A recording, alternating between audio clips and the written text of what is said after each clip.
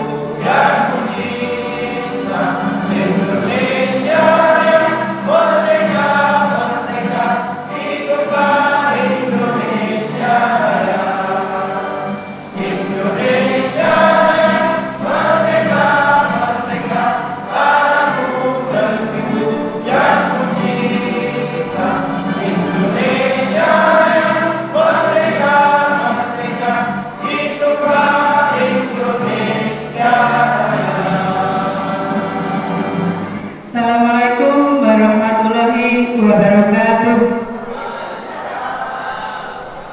Yang terhormat Bapak Kepala SMA Negeri 1 Tenggara, yang kami hormati Bapak dan Ibu pengajar praktek, yang saya hormati Bapak dan Ibu calon guru penggerak, dan saya hormati Bapak dan Ibu guru SMA Negeri 1 Tenggara.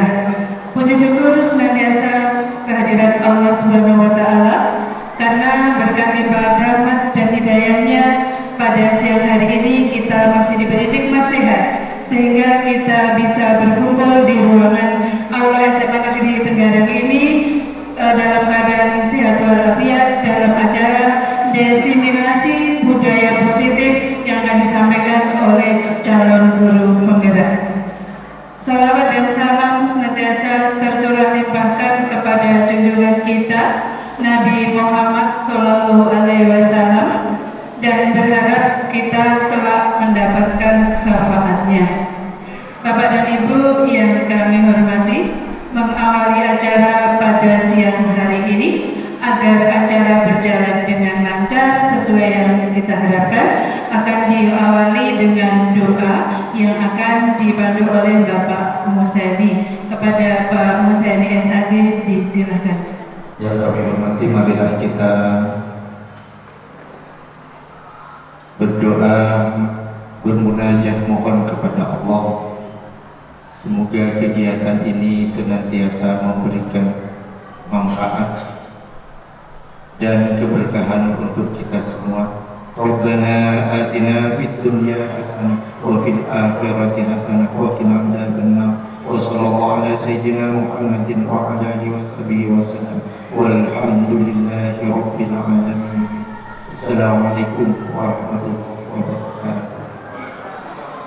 Acara selanjutnya yakni sambutan yang pertama akan disampaikan oleh Kepala SMA Negeri 1 Tenggara kepada Bapak Priyanto SPD MPD, disilakan.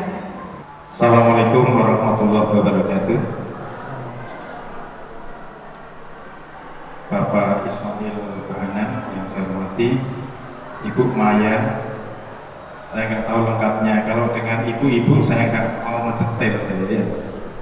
Yang saya hormati selaku pengajar praktik guru penggerak angkatan 7, dan Bapak Ibu sekalian yang saya hormati, khususon kepada guru penggerak angkatan 7 yang saya hormati,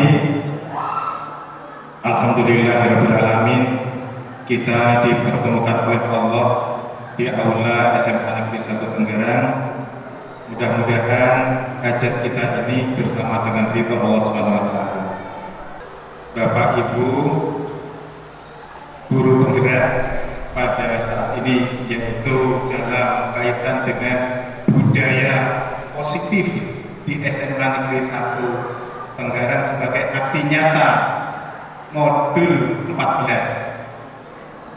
Oh, 1.4, ya Allah, astagfirullah, 1.4 yang katanya dengan teknologi saat ini ya, oleh tim calon guru penggerak. Alhamdulillahirrahmanirrahim, mudah-mudahan ikhtiar panjenengan sebagai guru penggerak juga teman-teman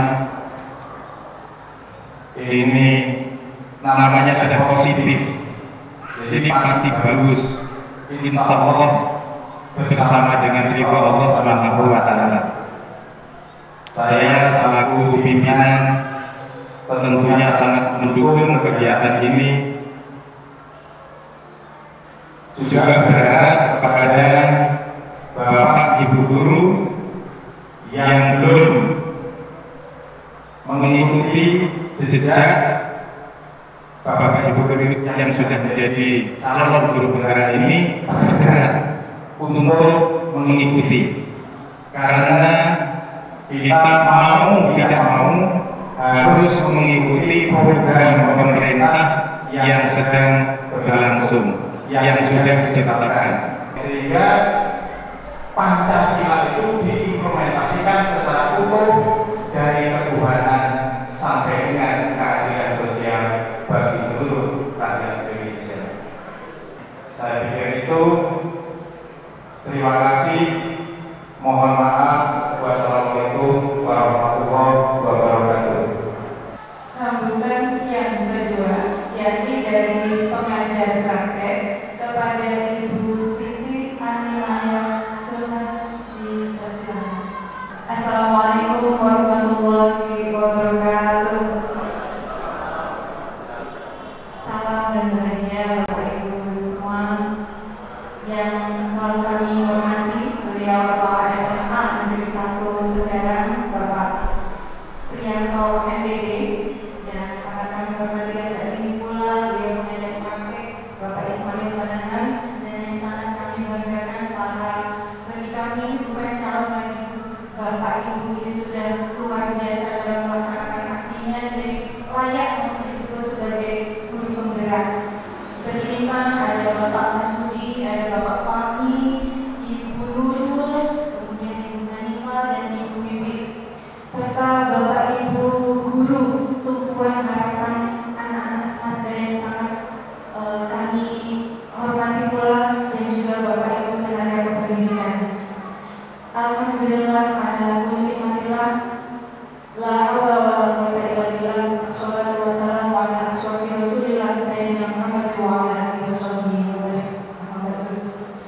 Berikutnya khususnya kepada Bapak Pri dan juga teman-teman semua di semesta yang luar biasa ini, kami atas nama pengajar praktek menitipkan salam dari Balai Besar Guru Penggerak Provinsi Jawa Timur, ucapan terima kasih jazakallahu ahsanul jaza yang telah memberikan ruang dan juga kesempatan bagi teman-teman para guru penggerak ini untuk bisa berbagi, bergerak dan menggerakkan. Bapak Pri, kami selain ucapan terima kasih, kami juga mohon dukungan khususnya untuk teman-teman Bapak Ibu. Teman-teman guru penggerak ini tidak akan bisa bergerak sendirian, membutuhkan panjenengan semua, utamanya dibawakan dari Bapak Pri, karena Bapak Ibu status pendidikan katanya Mas Menteri itu darurat karakter Bapak. Makanya itu sekarang ada profil pelajar Pancasila ini merupakan ikhtiar kita untuk bisa mengatasi darurat degradasi karakter ini tadi. Itu saja Bapak Ibu, materinya hari ini sangat menarik. Saya sudah mencermati dari teman-teman BP yang lain, jadi mohon bisa kita ikuti, kita ambil pelajaran, dan kalau bisa kita terapkan dalam kelas kita masing-masing. Mungkin itu saja Bapak Ibu, Pak Pri.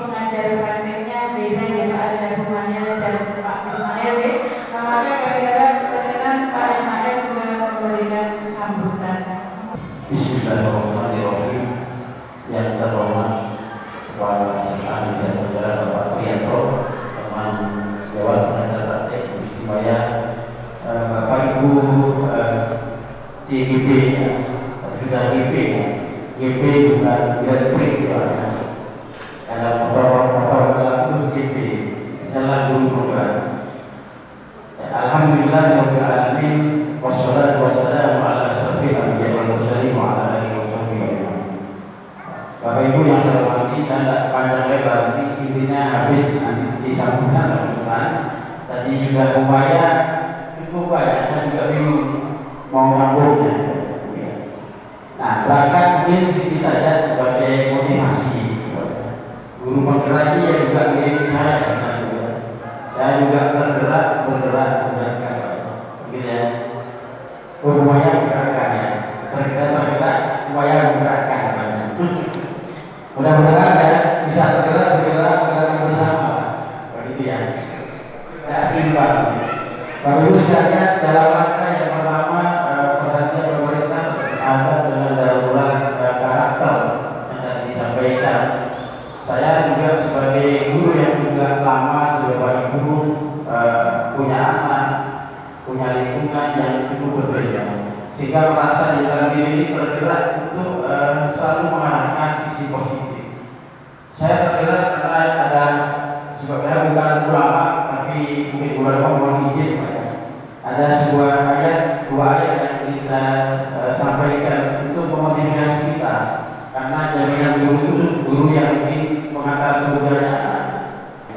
Yang kedua terkait dengan mengapa CGP ini melakukan diskriminasi ya. Ini bahasanya bahasa keren ya. Bahasa alamanya pembahasan. Karena CGP belajar ilmu modul 1.4 yang perlu diimbaskan itu adalah dalam rangka bergerak bersama, bergerak menggerakkan. Saya kira itu subhanallah wa bihamdihi. Saya mohon maaf Pak Yanto, Pak Bu Alimani dan Bapak Ibu terus bergerak menggerakkan. Baik, Bapak Ibu, semangat! Gurunya bergerak menggerakkan. Bapak dan Ibu yang berbahagia, tibalah kita di acara inti pada siang hari ini. Sesuai dengan jargon yang tadi disampaikan oleh Bu Maya ya, bahwa jargonnya guru penggerak itu tergerak, bergerak, dan menggerakkan. Untuk itu, marilah bagaimana bergerak, tergerak, dan menggerakkan itu, marilah kita ikuti bersama dengan seksama penyampaian materi diseminasi budaya positif sebagai aksi nyata dari modul 1.4 oleh calon guru penggerak. Untuk itu teknisnya bagaimana, selanjutnya waktu kami serahkan kepada tim guru penggerak. Terima kasih Bu Nur atas waktu dan kesempatannya kita sampai pada acara inti. Bapak Ibu, sesi acara inti akan dimulai dari kegiatan diseminasi. Mungkin perlu diketahui bahwasanya kami berlima di sini duduk, apakah hanya satu orang yang berdiri? Tidak. Jadi kami satu-satu akan memaparkan materi. Kebetulan di materi budaya positif ini Bapak Ibu ada 6 konsep. Jadi nanti kami akan membagi tugas untuk konsep pertama tentang disiplin positif oleh Bu Wiwi, kemudian selanjutnya ada Pak Masudi, berikutnya ada Pak Fahmi, lanjut saya, kemudian Bu Hanifah, kemudian putar terus sampai berakhir Bapak Ibu. Jadi mungkin Bapak Ibu nanti akan menyaksikan kok gantian gitu. Saya sampaikan di awal dulu. Berkolaborasi betul, jadi saling mengisi gitu. Dan nanti juga akan mengajak Bapak Ibu untuk berinteraksi. Baik Bapak Ibu, kami serahkan waktu perdana kepada Bu Wiwi Haryati yang akan memaparkan tentang disiplin positif. Kepada Bu Wiwi dipersilakan. Baik, terima kasih banyak kepada Bu Nurul atas kesempatan yang diberikan. Mohon izin kepada Bapak Prianto, kemudian pada Bapak dan Ibu pengajar praktik yaitu Ibu Mayani dan Bapak Ismail Bahana. Saya mohon izin untuk menyampaikan paparan memang bagian saya dengan berdiri begitu nggih, mohon izin nggih. Ya baik, bismillahirrahmanirrahim. Alhamdulillahirabbil alamin. Allahumma sholli ala sayyidina Muhammad wa ala ali sayyidina Muhammad. Rabbil alamin. Amri wa qulatan min lisani yafqahu qawli. Yang kami hormati Bapak Prianto yang sudah memberikan ruang kebebasan untuk melakukan diseminasi kepada CGP Angkatan 7 dari SMA Negeri 1 Negara. Kemudian terima kasih kepada Ibu Maya dan Bapak Ismail yang sudah meluangkan waktunya padahal sedang bertugas di sekolah asal. Terima kasih sekali. Itu adalah bentuk dukungan yang luar biasa kepada kami. Dan terima kasih pula kepada Bapak Ibu rekan sejawat yang sudah meluangkan waktu mengajar di kelas ataupun yang masih istirahat di ruang guru, terima kasih sudah hadir di sini untuk sama-sama belajar bersama kami. Terima kasih sekali lagi.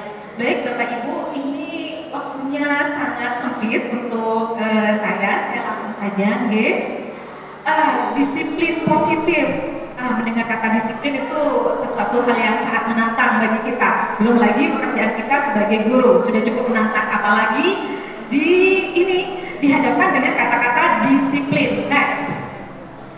Ya. Nah, sebelum ke sini ada permainannya, Bapak Ibu. Tolong berpasangan dulu. Dua-dua, sudah berpasangan dua-dua. Ya, tolong. Nah, sekarang kalau sudah berpasangan, salah satu pasangan ya itu tangan kanannya seakan-akan ya punya harta karun yang ingin dilindungi dan digenggam erat-erat. Ayo coba. Ini Bu Juna dengan Bu siapa? Bu Nancy. Ya, siapa yang akan punya harta karun? Salah satu saja yang punya harta karun, tidak dua-duanya. Salah satu. Pak Hasan dengan Pak Agung, ya. Siapa yang punya harta karun? Oh, oke, Pak Niko, ya, oke. Sudah coba, ini perlu dicoba, perlu dipraktekkan. Bu Wiwi Mukartiwi dengan Bu Menteri, siapa yang punya harta karun? Bu Wiwi Mukartiwi, oke. Nah, sekarang, yuk, coba kita mulai bersama-sama. Bu Wawat dengan Bu Antika, siapa yang punya harta karun? Bu Wawat atau Bu Antika? Bu Wawat, oke. Ya, sekarang yang merasa punya harta karun atau yang mendapatkan peran mempunyai harta karun, tolong digenggam harta karunnya dengan tangan kanan sekuat-kuatnya, please. Sudah? Nah, pasangannya yang tidak punya harta karun, tolong ya, yang punya harta karun itu digoda, dirayu, ataupun dipaksa untuk mau melepaskan genggamannya agar terbuka tangannya. Coba, tolong dipaksa, genggam sekuat-kuatnya yang punya harta karun. Ayo, please. Ayo, sekarang coba dirayu, dipaksa ataupun dibujuk-bujuk, digoda agar mau melepaskan harta karunnya yang sangat berharga. Oke, ya saya kasih waktu hitungan 1, 2, 3, 4, 5. Yes, ternyata fail, gagal. Gak bisa ya? Kepada Bu Rora, kenapa kok tidak mau membuka genggamannya? Katanya ini milik saya. Betul, karena itu miliknya Bu Rora. Berarti kontrolnya di Bu Rizky atau di Bu Rora? Saya. Betul, kontrolnya adalah di Bu Rora. Kontrolnya adalah yang pemilik harta karun, iya kan? Nah, kemarin Ibu Bapak ya, saya itu mengajarnya pukul 12.30. Tapi karena saya tahu anak-anak masih sholat, saya berangkatnya tuh 12.40. Jadi saya lebihi. Saya mengajar berangkat dari LTI 1 ke timur. Dan ini yang saya temukan, ya. Yang saya temukan adalah gambar-gambar A, B, C. Ya. Pertama saya menemukan yang C. Yang C itu ada siswa yang memungut sampah dekat ruang OSIS. Saya potret. Kemudian saya jalan lagi. Ya, ada kelas, ya. Kemudian saya tertarik. Saya masuk, ada anak tidur. Nah, kemudian kebetulan kelas saya tuh harus presentasi dan masih menyiapkan LCD. Jadi saya jalan lagi ke masjid untuk melihat beberapa peristiwa yang bisa saya potret. Ya, kemudian saya nyebrang aja deh. Saya nyebrang, kemudian sampai saya di warung yang merupakan idola anak-anak. Nah, di situ itu yang saya potret kakinya, mohon maaf karena itu nanti akan saya tangani. Ya, saya sudah ada perjanjian dan harus memegang kesepakatan itu dengan anak tersebut. Itu yang salah satu pegang rokok, Ibu Bapak. Ya, nah ada gambar A, gambar B, gambar C. Sekolah kita sebenarnya sudah punya tata tertib, punya disiplin, sudah punya kesepakatan. Ya, tetapi apakah kita bisa mengontrol mereka? Sama tadi dengan genggaman mempertahankan harta karun. Apakah kita bisa mengontrol? Bisa. Ya. Sebenarnya bisa, tapi apakah 100%? Tapi nggak tahu dilaksanakan apa enggak? Iya, betul. Ya, kita seolah-olah bisa mengontrol mereka. Mereka seolah-olah mau mematuhi tata tertib, tetapi kontrol pikiran mereka kita tidak bisa. Ya, mereka masih mencari kebebasan kebebasan mereka akan melakukan sesuatu yang mereka sukai selama ada kesempatan. Nah, seandainya saya lanjutkan pertanyaannya, pilihan perilaku mana yang ibu bapak sukai? C. Karena sudah berperilaku baik untuk memungut sampah yang tidak di tempat dulu. Bagus sekali. Jadi perilaku C itu baik sekali. Kenapa? Karena dia melaksanakan salah satu peraturan sekolah, ya, menjaga kebersihan.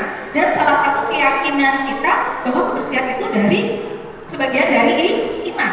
Berarti ada keyakinan di situ yang dia pahami. Oke, next.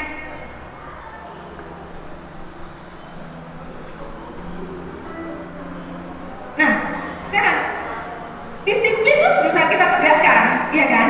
Tetapi kadang-kadang ya itu sangat menantang dan buktinya ada anak-anak yang lolos, ya.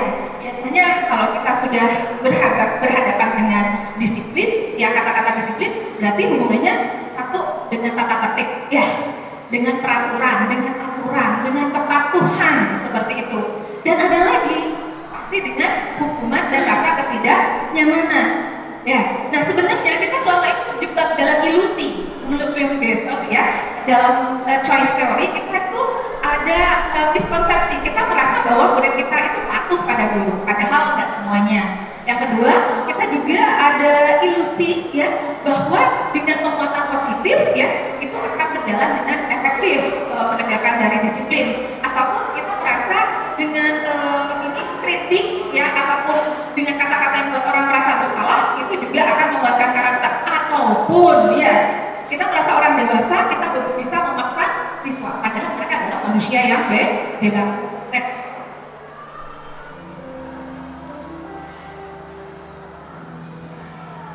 Ya, ini adalah Bapak Pendidikan kita, Bapak Ki Hajar Dewantoro. Beliau mengatakan, di mana ada kemerdekaan, disitulah harus ada disiplin yang kuat.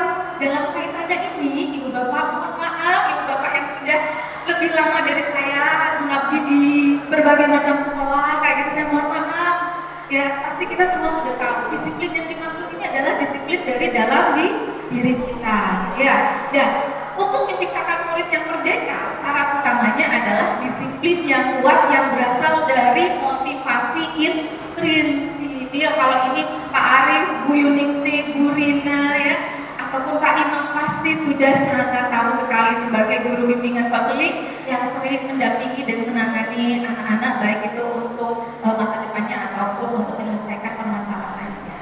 Ya, nah itu di Merdeka di situ itu kami merahi Ibu Bapak, ya. Merdeka di sini artinya mereka itu tidak bisa diperintah oleh orang lain dan mereka itu bisa mengontrol atau acap dalam mengontrol dirinya sendiri. Nah, ini seringkali berarti anak yang melanggar itu tidak bisa mengontrol dirinya, tidak bisa mengontrol perilakunya. Next.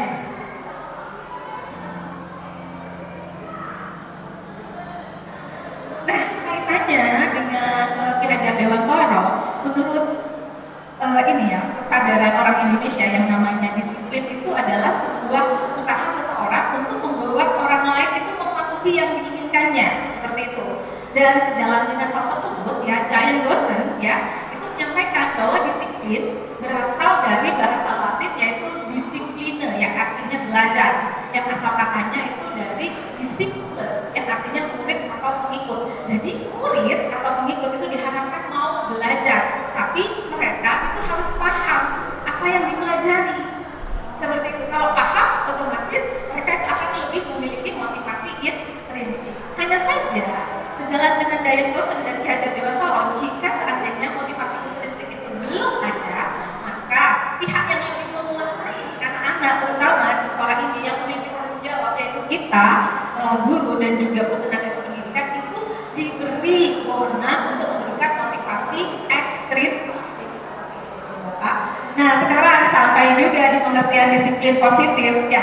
Ini terakhir, ya, insya Allah. Nah, disiplin positif merupakan kemampuan seseorang dalam mengontrol dirinya, dalam mengambil tindakan yang mengacu pada nilai-nilai kebajikan yang dia ini. Salah satu contohnya itu ada siswa memungut sampah, kan? Dia bisa mengontrol dirinya, dia bisa memerintah dirinya, itu ada sampah berserakan, oke, saya ambil, saya akan buang ke tempat sampah agar ada estetika sebagai wujud syukur terhadap biasa indah ini, yang luar biasa luas ini, begitu. Dan juga keyakinan anak tersebut bahwa kebersihan sebagian dari iman. Jadi nanti memang mengacunya pada nilai-nilai kebajikan. Nah, penerapan disiplin positif ini merupakan ya cara untuk membentuk budaya positif. Dan di situ ada gunung es ya, yang nampak itu 12%, itu hanya yang nampak saja, sedangkan 88% itu yang tidak nampak. Nah, ada budaya positif itu muncul, Ibu Bapak, berarti kita harus memberikan keteladanan dan juga aturan ataupun sistem yang komitmen untuk terus dilakukan sehingga bisa memperkaya pola pikir, kepercayaan, nilai-nilai untuk membentuk perilaku yang baik ya. Perilaku baik yang terus menerus dilakukan akan membentuk kebiasaan, dan kebiasaan itu akan terakumulasi menjadi karakter yang positif. Tentunya di sini kita ingin menciptakan karakter profil pelajar Pancasila, dan semua nilai-nilai kebajikan itu ada di profil pelajar Pancasila. Nah, untuk lebih jelasnya tentang nilai-nilai kebajikan universal akan disampaikan oleh Bapak Masudi. Terima kasih Ibu Bapak. Assalamualaikum warahmatullahi wabarakatuh.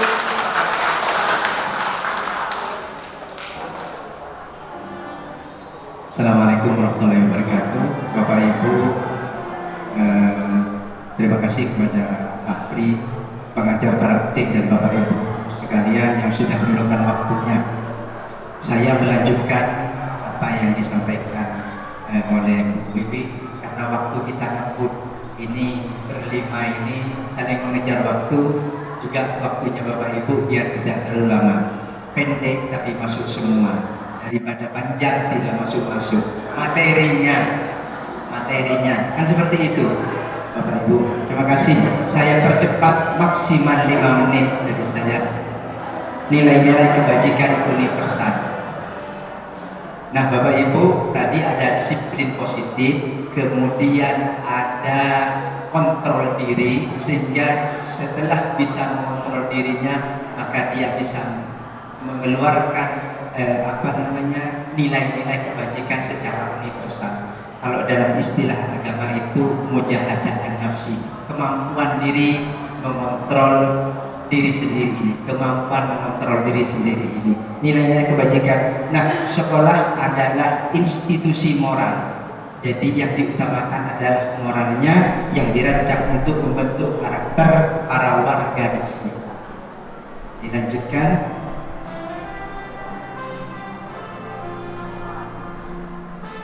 Nah, seorang pemimpin, kita semua adalah seorang pemimpin, akan menghadapi situasi di mana ketika mengambil suatu keputusan yang mengandung dilema secara etika dan berkonflik antara nilai-nilai kebajikan universal yang sama-sama benar. Artinya begini Bapak Ibu, ketika kita di kelas atau pagi-pagi banyak siswa yang terlambat, ini dari kita sebagai seorang pemimpin kadang mohon maaf, ini bisa mungkin mengubah dari secara pelan-pelan kemampuan mengontrol diri seorang guru, seorang pemimpin ketika menemukan sebuah masalah di kelas, dilanjutkan dengan budaya positif yang baru sesuai dengan peraturan di sekolah kita. Contoh, ada siswa yang terlambat seperti biasanya atau siswa melakukan pelanggaran, ini kadang dilema.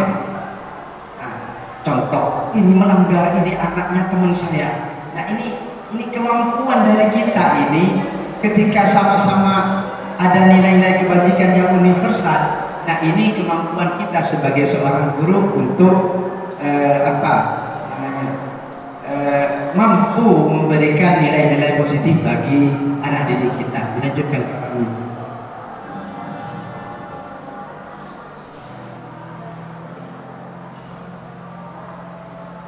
Dalam pengambilan suatu keputusan seringkali kita bersinggungan prinsip-prinsip etika. Dilanjutkan dulu, biar dilanjutkan nanti saya jelaskan semuanya.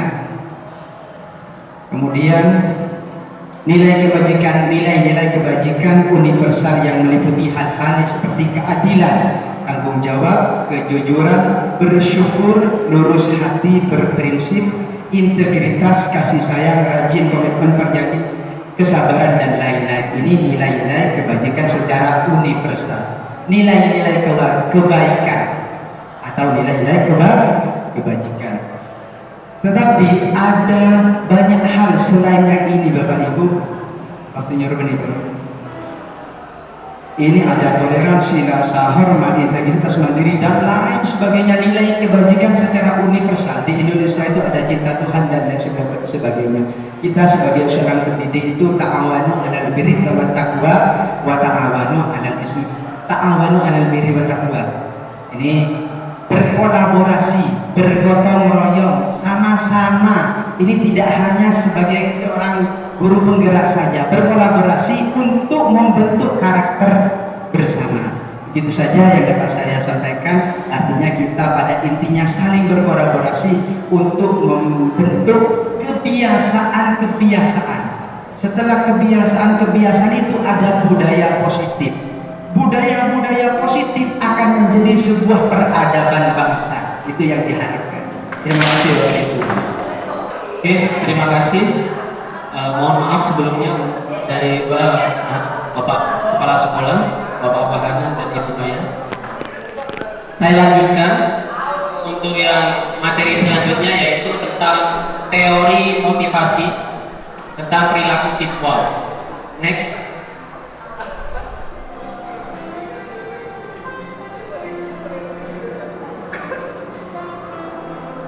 Menurut Diana Godson, dalam bukunya Restrictive School Discipline menyatakan 3 motivasi perilaku manusia, yaitu pertama,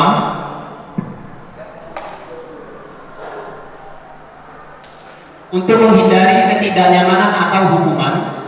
Yang kedua adalah untuk mendapatkan imbalan atau penghargaan dari orang lain.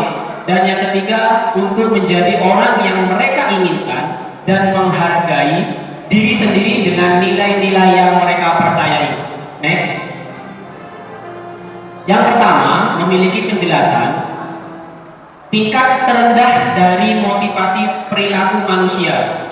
Biasanya orang yang memiliki motivasi seperti ini itu dilakukan untuk menghindari hukuman atau ketidaknyamanan. Akan bertanya, apa yang akan terjadi apabila saya tidak melakukannya? Dan motivasi ini masih bersifat eksternal. Next. Untuk motivasi yang kedua, untuk mendapatkan imbalan atau penghargaan, yaitu suatu motivasi yang sudah ada di satu tingkat di atas. Perilaku ini untuk mendapatkan atau penghargaan dari orang lain. Orang ini akan bertanya, apa yang akan saya dapatkan jika saya melakukannya? Seperti itu. Motivasi ini juga masih bersifat eksternal. Biasanya ada rangsangan dari luar. Next. Dan yang terakhir, untuk menjadi orang yang mereka inginkan. Orang dengan motivasi ini akan bertanya, akan menjadi orang seperti apa jika saya melakukannya? Nah, ini adalah motivasi yang biasanya kita lihat ya selama ini, karena guru itu kan digugu dan ditiru seperti itu. Dan motivasi ini itu datang dari diri kita sendiri, internal. Next.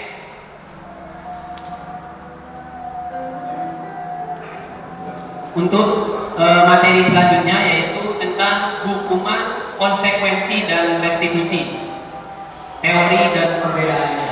Next.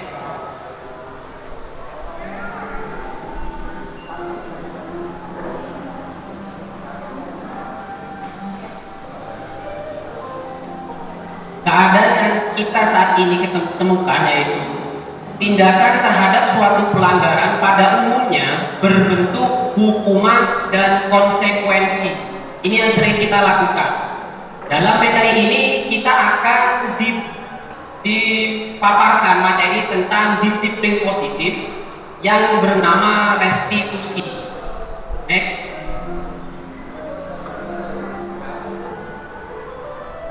Restitusi adalah suatu proses kolaborasi atau kolaboratif yang mengajarkan murid untuk mencari solusi untuk masalah yang mereka hadapi dan membantu murid berpikir tentang orang seperti apa mereka yang mereka inginkan dan bagaimana mereka harus melakukan terhadap bersifat mereka yang mereka lakukan terhadap orang lain. Next. Di sini adalah perbedaan antara hukuman dan konsekuensi beserta restitusi. Mohon Bapak Ibu ya, di sana bisa contoh yang pertama, murid atau anak belajar menyembunyikan kesalahan. Ini jika kita menyelesaikan masalah dengan hukuman. Di sampingnya ada murid atau anak belajar taat peraturan. Ini jika siswa itu sudah memiliki rasa tanggung jawab. Ada konsekuensi yang mereka akan dapatkan jika mereka melanggar tata tertib atau melakukan tindakan yang negatif itu. Sedangkan untuk restitusi, di situ sudah dijelaskan murid atau anak belajar memecahkan masalah. Jadi nanti dengan restitusi itu kita sebagai guru hanya sebagai fasilitator, mendampingi. Untuk apa? Untuk murid atau anak belajar memecahkan masalah yang mereka hadapi. Nanti akhirnya akan menciptakan suatu kesepakatan atau keyakinan kelas itu. Contoh yang kedua, hukuman, mencoba mengontrol anak dengan penguatan negatif. Kamu harus seperti ini, kamu harus ini, kamu sudah salah. Nah, seperti itu, menghardik ya, membayar impas kesalahannya. Jadi kita kesalahannya besar, kita harus memberikan hukuman yang besar pula. Kemudian yang konsekuensi, mencoba mengontrol anak dengan penguatan positif. Ini sudah bagus. Nah, di sini ada diberikan satu pemecahan masalah, yaitu restitusi. Penjelasannya adalah anak paham bahwa dirinya sendiri yang pegang kendali terhadap dirinya, yang memegang kendali terhadap kontrol dirinya. Nah, di sini sudah double tanggung jawab. Siswa itu sudah tahu akan tanggung jawabnya dan juga siswa mengerti akan akibat atau dampak yang akan ditimbulkannya. Seperti itu.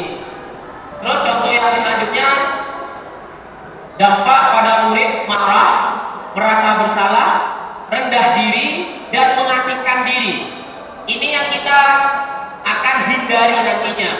Jika kita melakukan identitas hukuman itu, nanti akibatnya atau dampak terhadap murid itu, satu, marah, merasa bersalah, rendah diri, dan mengasingkan diri. Sedangkan untuk yang konsekuensi itu ada kehilangan hak, waktu jeda seseorang diri atau typhoid, dan yang terakhir adalah penahanan. Nah, di sini Umar memberikan jawaban atau KHD memberikan jawaban dengan restitusi. Murid anak tidak kehilangan waktu, namun bersemangat untuk memperbaiki diri. Kenapa? Karena sudah memegang kendali terhadap dirinya sendiri. Terima kasih. Next. Mungkin itu saja dari saya. Dilanjutkan dari Ibu Nurul Amanah. Terima kasih. Rekan saya tadi sudah mulai dengan disiplin positif, ada nilai kebajikan universal, kemudian yang ketiga ada menjelaskan masalah teori tentang hukuman, kemudian ada konsekuensi dan restitusi. Sebenarnya teori-teori itu memang dibuat dalam rangka membangun budaya positif Bapak Ibu. Selama ini cara yang dilakukan oleh sekolah untuk menertibkan anak pasti ada yang ketentuan yang namanya tata tertib. Begitu Bapak Ibu nggih? Gitu nggih. Bahkan yang kita kenal ada yang namanya peraturan di sekolah, ada peraturan kelas atau ada peraturan dari Bapak Ibu guru yang Bapak Ibu guru buat. Ya. Ada kesepakatan yang dibuat antara Bapak Ibu dan murid, ya. Apapun kesepakatan yang dibuat oleh sekolah dan siswa di sekolah ataupun oleh sekolah dan Bapak Ibu guru, ya. Bapak Ibu, ya, Judulnya keyakinan kelas. Apa itu keyakinan kelas? Kenapa kok guru berbicara masalah peraturan dan tata tertib kelas? Apa hubungannya gitu? Bapak Ibu, keyakinan kelas itu diyakini sebagai sebuah upaya yang dilakukan itu dalam rangka membangun motivasi intrinsik dari seorang siswa, kalau itu dalam lingkupnya sekolah, atau kita mungkin sebagai guru jika memang ingin kita itu ingin menjadi orang yang memiliki disiplin positif ataupun budaya positif. Coba kita simak di sini. Ini ada Bu Nancy menggunakan masker, tapi banyak yang tidak menggunakan masker. Ada Bu Iwi menggunakan masker, termasuk saya. Ya.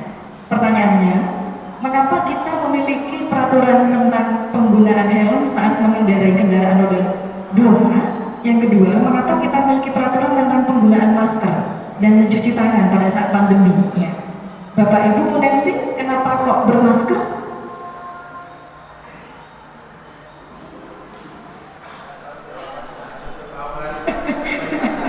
Untuk aurat itu.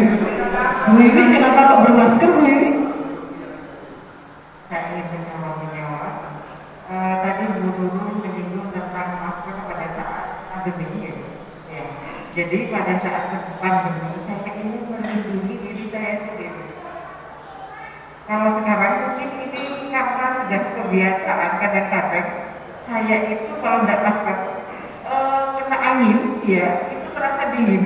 Ya gitu ya. Si Bu Iwi, saya tanya ke Bu Iwi, ini selalu menggunakan masker, tapi ini tidak menggunakan masker. Bu Iwi, kenapa Bu Iwi? Kok sering menggunakan masker?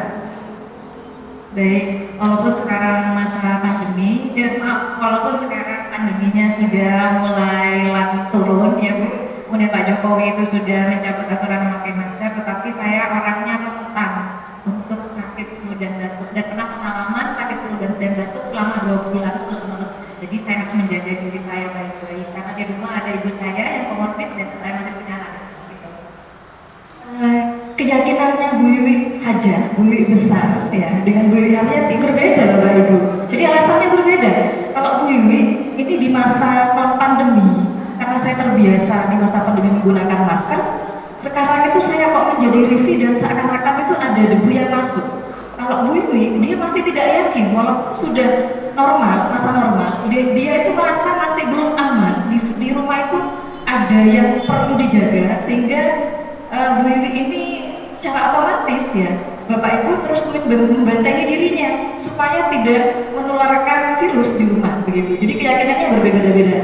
Pertanyaan pertama Bapak Ibu, kita lihat di sini, mengapa sih orang itu, pernahkah Bapak Ibu tidak menggunakan helm ketika berkendara? Pernah ya? Pernah gitu? Nah, terus alasannya kenapa kok menggunakan helm? Takut ditilang polisi? Hah? Oh, kebiasaan juga? Kebiasaan juga kalau nggak pakai helm masuk angin gitu ya? Terus takut ditilang polisi? Ya.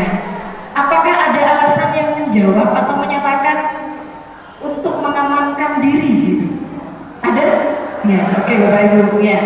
Semua jawaban Ibu itu berkaitan dengan keyakinan kita Bapak Ibu. Itu namanya keyakinan. Next.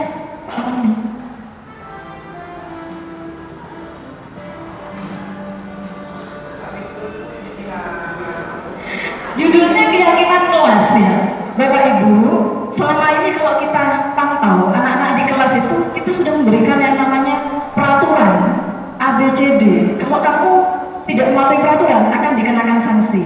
Jawabannya, apakah ada anak-anak itu yang berubah?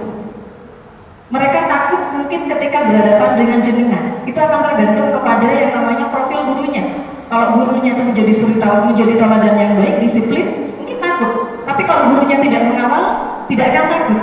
Jadi pada dasarnya peraturan ataupun tata tertib selama ini itu yang dibuat seringnya itu bukan muncul dari motivasi intrinsik mereka.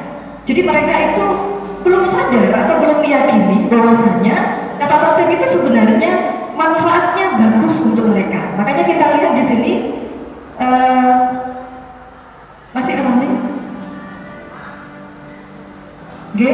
Keyakinan adalah nilai kebajikan universal yang disepakati secara tersirat dan tersurat, lepas dari latar belakang suku, negara, bahasa maupun agama dan seterusnya. Bapak Ibu sebaiknya mungkin mulai sekarang mencoba membuat yang namanya keyakinan kelas bersama anak-anak, bukan peraturan kelas, bukan kesepakatan kelas. Jadi kita coba anak-anak, coba kalian bikin sebuah pernyataan secara positif yang kamu yakin jika kamu berbuat seperti ini, maka kamu akan menjadi anak yang baik, maka kamu akan menjadi anak yang tertib, maka kamu akan menjadi anak yang berhasil. Ini contoh, saya ingin kelas ini bersih, maka ada harapan di situ. Saya harus membuang sampah pada tempatnya. Jadi tidak boleh dengan kalimat positif. Next, Pak. Oke. Ini tahapannya Bapak Ibu, tahapan pembentukan keyakinan kelas ya, bersifat abstrak. Keyakinan kelas itu berupa pernyataan universal, keyakinan kelas hendaknya tidak terlalu banyak, keyakinan kelas sebaiknya sesuatu yang dapat diterapkan, semua warga kelas hendaknya ikut berkontribusi dan seterusnya. Pak Fahmi lanjut.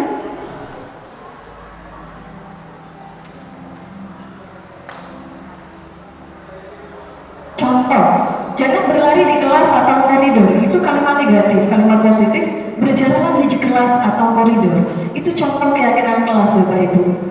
Kalau kita mungkin ingin memunculkan motivasi internal kepada siswa supaya anak-anak itu bisa bersikap disiplin positif, tidak hanya takut karena gurunya yang keren atau killer ya, maka kita bangun di kelas atau di sekolah ini dengan mencoba menggali keyakinan apa saja sebenarnya yang diinginkan oleh warga sekolah atau oleh siswa di kelas gitu, sehingga dengan keyakinan yang sudah dibuat, harapannya nanti anak-anak itu tidak lagi yang namanya berperilaku tidak baik, dia menjadi anak yang disiplinnya. Dan juga Bapak Ibu guru maupun pendik, ketika kita sudah meyakini bahwa apa yang kita tuliskan itu akan berdampak baik, maka secara otomatis kita tidak perlu yang namanya takut kepada peraturan, pada hukuman begitu. Lanjut Pak Mami. Prosedur pembentukan keyakinan kelas ya Bapak Ibu, ini mungkin secara prosedur sudah kita ketahui bersama ya. Kalau di sekolah, warga sekolah itu murid akan diajak bercurah pendapat, kemudian mencatat semua masukan seperti yang saya sampaikan tadi, menyusun keyakinan kelas ya sesuai dengan prosedur. Lanjut. Kemudian yang berikutnya, tinjau kembali daftar curah pendapat yang sudah dicatat. Yang kelima, tinjau kembali keyakinan sekolah atau kelas secara bersama-sama. Lanjut. Yang kedua, setelah keyakinan sekolah atau kelas selesai dibuat, maka semua warga kelas dipersilakan meninjau ulang. Yang ketujuh, keyakinan sekolah atau kelas selanjutnya disebut akan dibimbing kelas ya. Seperti yang saya ulas tadi Bapak Ibu, setelah anak mencatat, kemudian kita pantau kurang lebih 1 bulan, apakah betul anak-anak itu akan mengikuti ya keyakinan yang sudah dia buat sendiri. Kita tinjau ulang lagi. Berarti kalau misalkan ternyata dia misalkan yakin kalau saya datang tepat waktu ya, maka saya tidak akan tertinggal pelajaran ya. Kita buktikan apakah benar anak itu akan ada peningkatan motivasi belajar gitu. Jadi memang perlu tinjau kembali. Next Pak Mami. Ini hanya salah satu contoh Bapak Ibu. Contoh kayak mas harus disampaikan secara positif. Demikian dari saya, dilanjutkan oleh Bu Hanifah Ayunari. Mohon izin Pak, Ibu Maya, Bapak Ismail, dan Bapak Ibu guru semua. Setelah tadi di awal kita membahas tentang disiplin positif, tentunya untuk mewujudkan suatu budaya positif. Tapi kalau kita kembalikan lagi di lingkungan sekolah kita, pasti juga banyak anak-anak yang melakukan pelanggaran disiplin, begitu ya. Maka disinilah kita perlu tahu sebenarnya apa yang mendasari anak-anak melakukan pelanggaran tersebut, apa yang melatar belakangi. Ternyata yang melatar belakangi itu adalah kebutuhan dasarnya. Apakah mereka sudah merasa terpenuhi kebutuhan dasarnya atau tidak? Di situ yang melatar belakangi. Apa saja 5 kebutuhan dasar manusia itu? Mari kita lanjutkan. Saya akan memaparkan tentang kebutuhan dasar manusia berdasarkan studi kasus ini. Mari Bapak Ibu, di sana ada kasus Ibu Ambar adalah guru wali kelas kelas 2A di SD Pelita Haki, sedang bingung menghadapi kelas salah satu muridnya di kelas yang namanya Doni. Jadi Doni ini ternyata mengambil paksa bekal makan temannya. Jadi itu sering kali, gitu ya. Nah, sebenarnya fokus kita ke kalimat yang paling bawah. Kira-kira apa alasan Doni melakukan hal itu? Kira-kira apa ya Bapak Ibu? Lapar ya, ada yang bilang lapar gitu ya. Alasan lain? Kenapa Pak? Doyan makan ya, doyan makan. Mungkin ada yang lain? Oh, menggoda ya, menggoda ini ya. Nah, di sana semua betul jawaban Bapak Ibu kan ada 3 variasi tadi ya. Itu semua ada di dalam 5 kebutuhan dasar ini. Jadi yang pertama adalah kebutuhan untuk bertahan hidup. Apa saja? Pasti yaitu kesehatan, rumah, dan makanan. Ketika alasan Doni, saya lapar Bu, saya tidak dibawakan makanan, berarti Doni sedang ingin memenuhi kebutuhan hidupnya, yaitu bertahan hidup, gitu ya. Bertahan di sekolah, begitu ya. Nah, ini alasan, salah satu alasan anak memenuhi kebutuhan dasar hidupnya. Yang kedua, yaitu kasih sayang dan rasa diterima. Jadi kalau di sini ada rasa ingin disukai dan diterima oleh lingkungannya.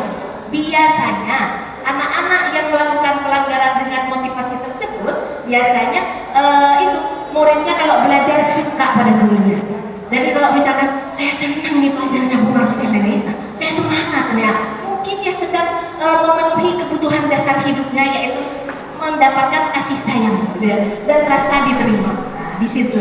Nah, jika alasan Doni ternyata merasa senang temannya memperhatikan dia, jadi diambil bekal makanannya, kok ambil, terus akhirnya lapor ke gurunya. Gurunya akhirnya lapor ke orang tuanya. Orang tuanya menegur Doni, oh aku diperhatikan ya. Ternyata di situ itu juga menjadi salah satu alasan anak untuk memenuhi kebutuhan dasar hidupnya gitu ya. Nah, selanjutnya kalau yang ketiga adalah penguasaan. Ini menjadi alasan juga dari kebutuhan atas kemampuan. Biasanya anak-anak ini cenderung dominan ya. Jadi ingin menjadi pemimpin, terus juga mengamati sebelum mencoba hal-hal yang baru begitu kan. Jika alasan Doni adalah ingin memenuhi kebutuhan penguasaan, maka biasanya yang dirasakan Doni seperti itu Bapak Ibu.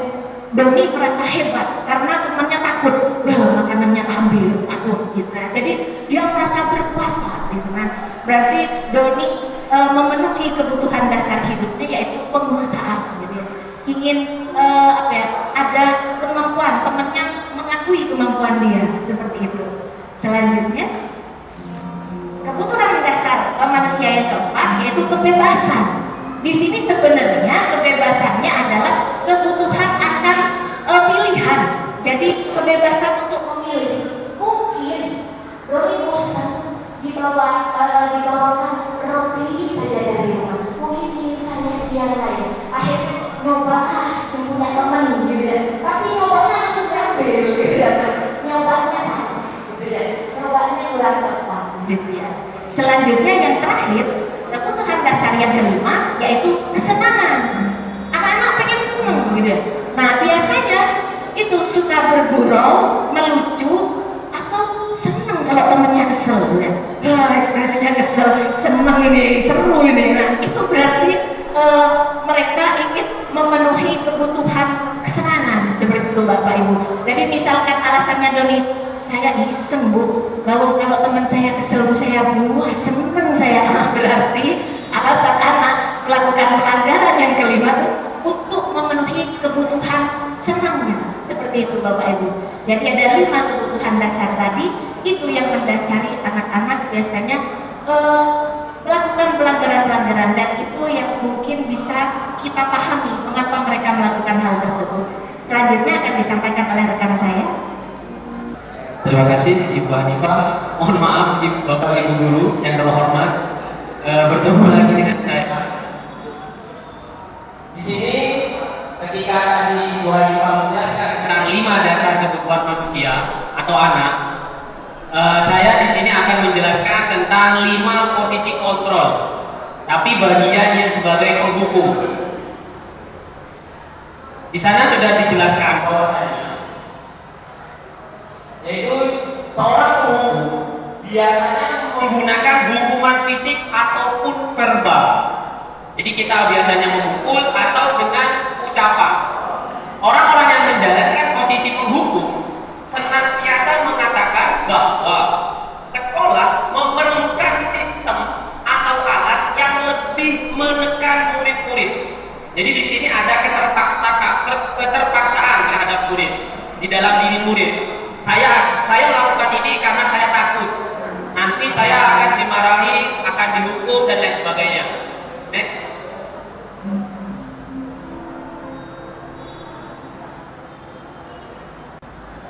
Jadi biasanya sistemnya atau alatnya akan ditambah.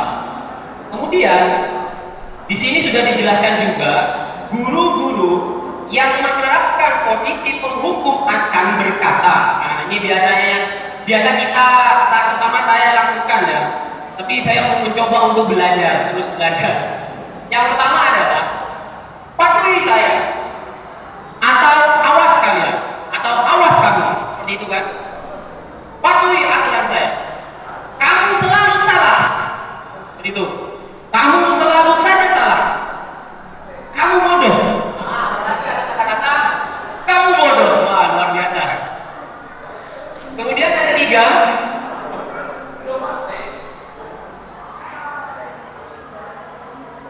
kata-kata yang terakhir yang biasa kita ucapkan, terutama saya, pribadi saya, karena memang mohon maaf saya masih dalam masa mencari pengalaman, berkembang nih Bapak. Yang terakhir adalah selalu saja, pasti, selalu kamu yang terakhir. Kita biasanya membuat alibi, kita menunjuk siswa yang biasanya kita yang paling nakal, yang paling belum bisa menjawab, seperti itu biasanya. Jika hal itu kita terus lakukan, maka hasilnya seperti ini Bapak Ibu. Kemungkinan murid akan marah, akan mendendam, atau malah akan bersifat agresif. Ya. Bisa jadi sesudah kembali duduk, murid tersebut akan mencoret-coret bajunya, bukunya, atau meja tulisnya. Lebih buruk lagi, sepulang sekolah, murid akan melihat motor atau mobil bapak ibu gurunya, maka akan dicoret pakai paku. Ini saya pernah mengalami ketika saya SMA kelas 2. Waktu itu saya masih ingat ibunya panggilannya Bu Piscon. Karena ucapannya sangat pedas terhadap teman saya. Jadi waktu itu teman saya selalu dihardik seperti itu. Akhirnya ketika duduk, buku pelajarannya sama buku tulisnya disobek-sobek seperti itu. Nah ini salah satu 5 kontrol sebagai penghukum. Demikian dari saya, terima kasih. Assalamualaikum warahmatullahi wabarakatuh. Dilanjutkan oleh Bapak Masudi. Terima kasih Bapak Ibu. Saya melanjutkan 5 posisi kontrol. Kebetulan posisi saya ini sebagai teman. Next. Jadi cara menghukum siswa, memposisikan diri sebagai teman. Nah, jadi posisi yang kedua, posisi guru menjadikan posisi siswa itu sebagai teman. Guru pada posisi ini tidak akan menyakiti murid, namun akan tetap berupaya mengontrol murid melalui persuasi. Posisi teman pada guru bisa negatif ataupun positif. Positif di sini bisa berupa hubungan baik yang terjalin antara guru dan murid. Guru di posisi ini, teman menggunakan hubungan baik dan humor untuk mempengaruhi seseorang. Mereka akan berkata, jadi kita akan berkata kepada murid, ayolah bantu Pak Masudi, ayolah bantu saya demi bapak saya, kan tidak enak sama kepala sekolah ini posisi kita seperti, ayo ingat tidak bantuan bapak selama ini. Nah ini kemudian ya sudah, kali ini tidak apa-apa, nanti bapak bantu. Nah ini posisi kita sebagai seorang teman. Next.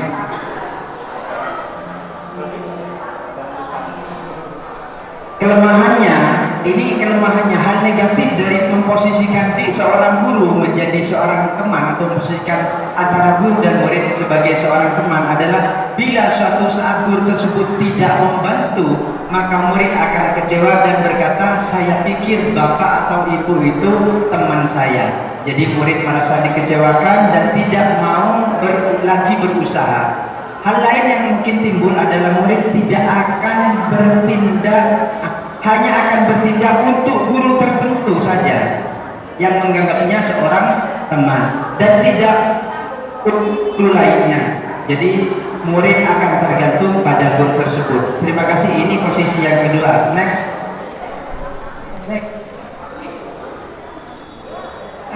Ibu bapak ya, bertemu lagi dengan saya ya. Posisi kontrol yang ketiga, jadi ini adalah posisi sebagai pembuat rasa bersalah ya.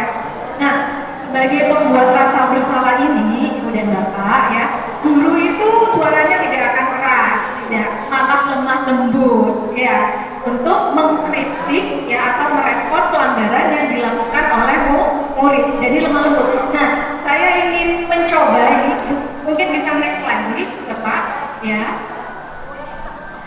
Kalimatnya ini saya sangat tertarik Bu Ana untuk menjadi guru karena suara Bu Ana itu lemah lembut dan jika ada siswa yang melanggar peraturan nadanya juga tidak naik, tetap lembut. Monggo Bu Ana dipegang.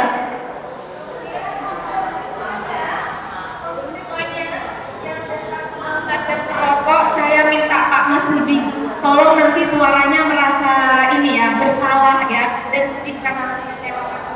Siap. Monggo Ibu. Kelihatan Bu yang tampilan di depan membacakan itu.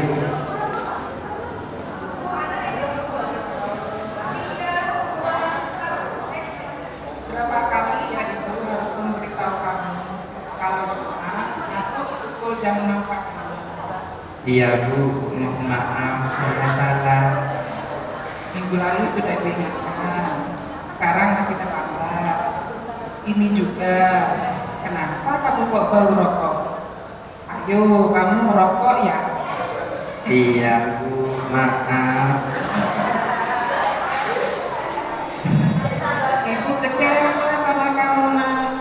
Bagaimana jika ibu kamu tahu kamu sudah terlambat, ditambah sekarang kamu juga merokok? Pasti ibu kamu akan kecewa. Maaf Bu.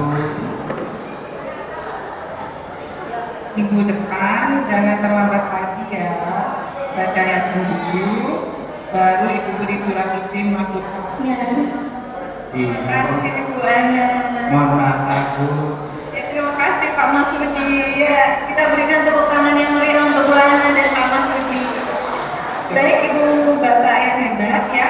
Nah, starting pointnya bahwa ini adalah posisi kontrol sebagai pembuat rasa bersalah adalah misalnya kamu sering melanggar, sekarang melanggar lagi begitu, dan suaranya tuh lembut, nggak naik.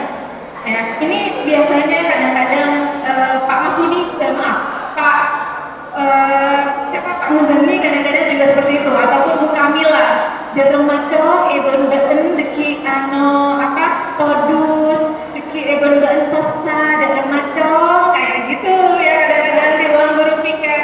Jadi yang biasanya awalnya suaranya naik, tapi kalau ketemu sudah dengan siswa yang sering terlambat, pertama ngelar lagi, nah tapi kemudian jarum maco baten rea, nah gitu, jadi suaranya lembut nggak naik, kemudian ada kata-kata ibu kecewa sama kamu kayak gitu. Jadi ini merupakan posisi kontrol sebagai pembuat rasa bersalah ya Ibu Bapak. Dan untuk selanjutnya saya persilakan menurut seperti kontes ya Pak Ibu ya. Jadi untuk sudah punya 3 Bapak Ibu ya. Ada 5 posisi kontrol yang memang sering kita perankan dalam kehidupan sehari-hari, khususnya mungkin ketika belajar di sekolah ataupun di kelas Ibu. Yang pertama tadi kan sudah disampaikan ada posisi kontrol sebagai penghukum gitu ya. Ini yang sering kita lakukan. Kemudian yang kedua, posisi kontrol sebagai teman, Pak Mas Rudi ya. Jarang tapi yang merasa sebagai teman. karena gurunya jaim. Yang ketiga itu adalah sebagai merasa bersalah ya, begitu ya? Gimana Bu? Membuat merasa bersalah ya. Ini juga jarang ya, khusus untuk guru-guru yang mungkin akrab atau dekat dengan murid Bapak Ibu. Nah, posisi kontrol yang keempat yang akan saya jelaskan yaitu posisi sebagai pemantau dan pengawas. Ini maksudnya gimana ya? Ini sebenarnya posisi kontrol yang memang lumrah digunakan ya, dalam kehidupan sehari-hari. Ada tata tertib ya, kemudian kita sebagai guru akan menegur anak ketika melanggar tata tertib Bapak Ibu. Jadi peran kita itu adalah sebagai pengontrol dari tata tertib yang sudah diberlakukan di sekolah. Nah, misalkan ya, ini jam berapa? Jam 7.30 Bu. Maksudnya jam berapa? Jam 7.00 Bu. Kamu tahu masuk sekolahnya jam berapa? Jam 7.00 Bu. Kenapa kok datang 7.30? Itu pertanyaannya begitu Bapak Ibu ya. Mohon maaf Bu, saya terlambat kesiangan. Itu kan sering alasannya anak seperti itu Bapak Ibu gitu. Karena di sekolah ada tata tertib, jika anak terlambat lebih dari 10 menit ya, maka anak-anak akan diberikan sanksi untuk berliterasi terlebih dahulu. Nah, itu yang dimaksud dengan posisi kontrol sebagai pengawas. Ada tata tertib, kita kemudian memberikan sanksi kepada anak-anak ketika anak tersebut melanggar tata tertib gitu Bapak Ibu. Jadi peran pengawas itu memang harus ada namanya dokumen pengikat tata tertib sekolah. Itu Bapak Ibu. Ada sanksi yang memang sudah disepakati bersama, ada konsekuensi juga ya. Lanjut? Sudah? Oke, terima kasih. Dilanjutkan oleh Bu Hanifah. Ini yang terakhir Bapak Ibu untuk 5 posisi kontrol. Jadi posisinya yang terakhir yaitu sebagai manajer. Memang yang diharapkan sebenarnya kita bisa melakukan posisi kontrol yang di sini. Jadi penekanannya sebenarnya bukan pada konsekuensi, tapi penekanannya adalah berkolaborasi dengan murid gitu. Saya pun juga masih belajar gitu ya. Tapi kalau saya rasa yang sudah mempraktekkan ini banyak sekali di sini Bapak Ibu gitu ya. Jadi guru yang memposisikan sebagai manajer biasanya guru akan berbuat sesuatu bersama dengan murid. Jadi sambil berdiskusi dengan murid. Kemudian mempersilahkan murid mempertanggungjawabkan perilakunya. Jadi membiarkan murid berpikir salahnya apa, terus nanti bagaimana solusinya untuk memperbaiki keadaan ini. Jadi murid yang dipersilahkan sendiri ketika melakukan pelanggaran apa yang mau diperbaiki bagaimana. Seperti itu. Tentunya berdasarkan keyakinan kelas. Makanya keyakinan kelasnya harus dibentuk dulu. Baru kita bisa memposisikan diri sebagai manajer begitu. Nah, harapannya tentunya murid yang mandiri, merdeka, dan yang penting adalah bertanggung jawab di situ atas segala perilaku dan sikapnya. Jadi udah melakukan pelanggaran, dia akan bertanggung jawab sendiri. Oh ya, sudah tahu kalau terlambat, konsep keyakinan kelasnya apa?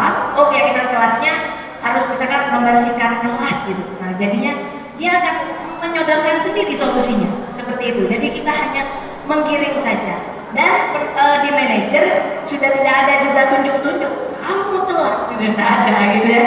Jadi hampir sama nadanya seperti kelompok rasa bersalah. Jadi tidak ada marah-marah, tidak ada nada tinggi gitu ya. Jadi di sini cuma nada do rendah gitu ya.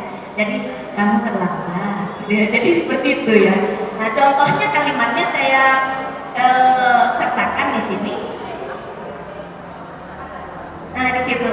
Jadi contoh memposisikan diri sebagai manajer seperti itu Bapak Ibu. Jadi kalau sudah terlambat, ditawarkan lagi. Kira-kira bagaimana kamu akan memperbaiki masalah ini? Jadi membiarkan anak berpikir, begitu, berpikir lagi. Akhirnya murid sadar, oh iya Bu, sesuai kesepakatan kelas, saya menyambung kelas kalau terlambat. Gitu. Jadi dia yang mengingat sendiri, seperti itu Bapak Ibu. Nah, gurunya tidak mengikuti, baik, itu bisa dilakukan. Kemudian ditanyakan, apa bisa kalau besok datangnya tepat waktu? Atau ada masalah kalau datang tepat waktu? Jadi ditanyakan lagi, seperti itu Bapak Ibu. Lebih penekanannya pada diskusi di sini, kolaborasi dengan siswa. Gitu. Jadi sampai ada statement, enggak Bu, saya nggak ada masalah besok, saya insya Allah bisa hadir tepat waktu, begitu. Nah, jadi dan terakhir juga ada statement guru sangat menghargai usaha anak untuk memikirkan solusinya sendiri. Jadi kita harus beri penghargaan.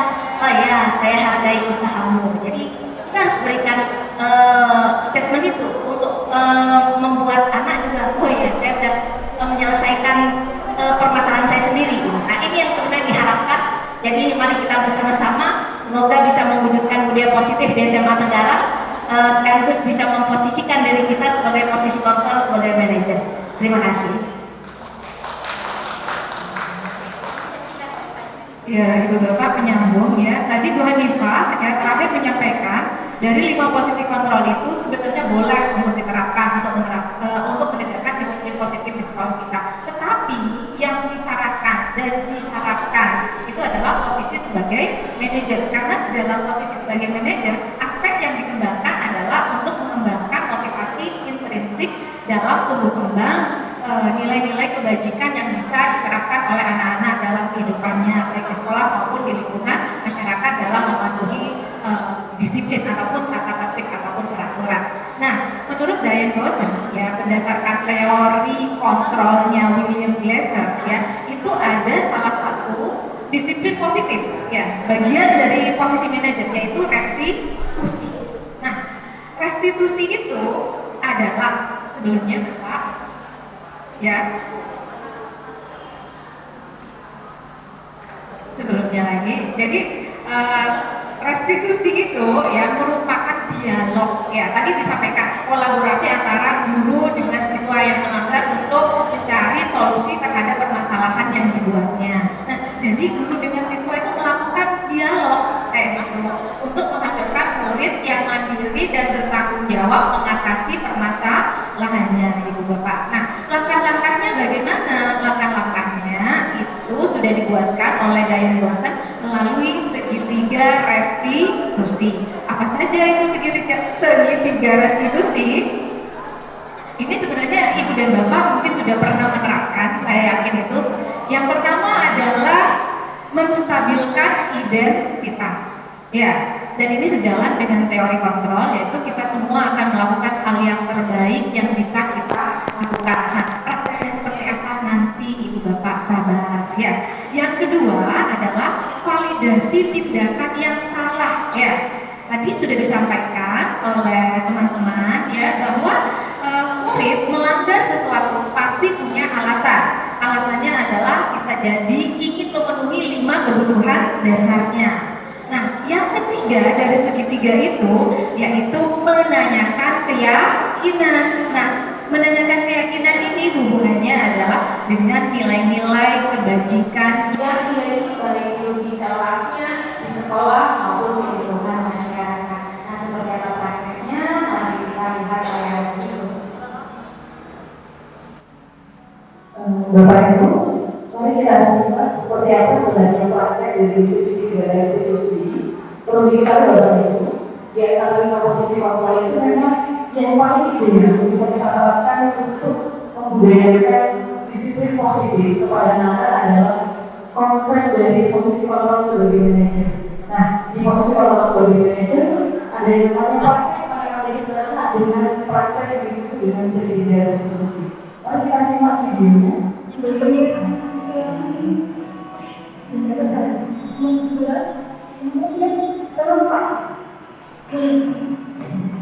Tadi apa ini? Kenapa? Kenapa? Tidak.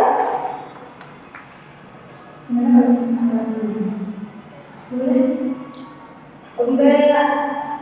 Enggak. Yakin.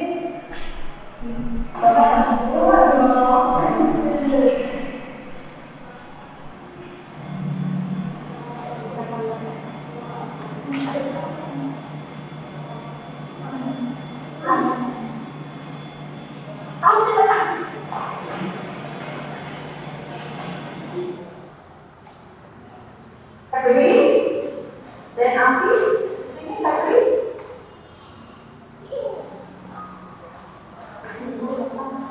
Ya, ini tentang orang nih dan Pak Kiki, sampah sekolah kita. Ya, Anda tahu kalau kalian ada dalam suatu permasalahan? Ada. Permasalahan Pak Serta menyampaikan kalau kalian Bapak Ibu ini posisi di tahap menstabilkan identitas. Jadi menanyakan kepada siswa.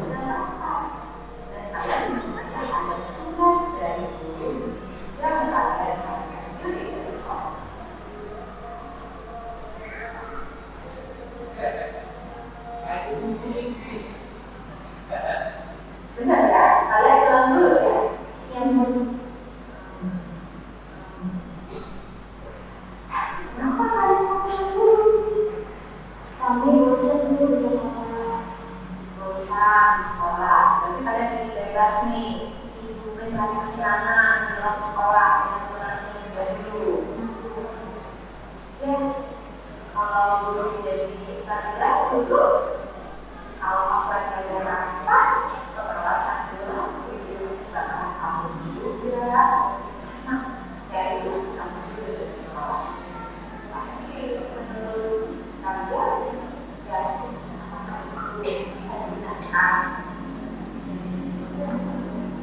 Nah, baik, bisa digunakan. Ya, bisa. Kita tidak digunakan lagi. Ya, kita beri sekolah dari mana? Agar permasalahan kalian yang mana kamu itu bisa diselesaikan. Ya.